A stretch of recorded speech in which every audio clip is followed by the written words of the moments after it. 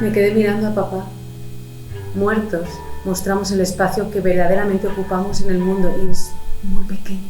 Cuando hemos llegado y he visto este cielo tan azul y esta sensación como de principio de verano, me he sentido con fuerzas para hacer lo que hemos venido a hacer. Papá quería que fuéramos a Valparaíso, Chile.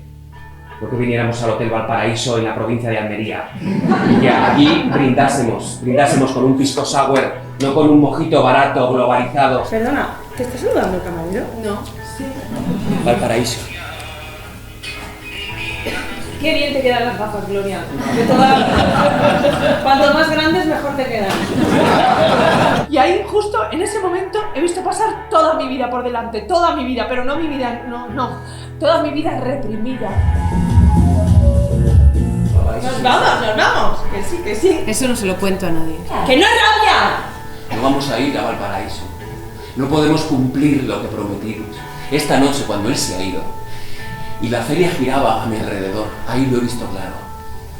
Ya no sé cómo tengo que vivir. Se me ha borrado todo. Tony, ya. Venga, buenos días. Oye,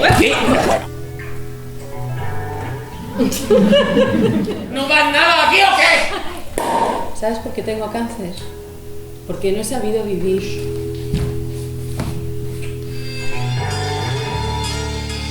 ¿Qué hacemos?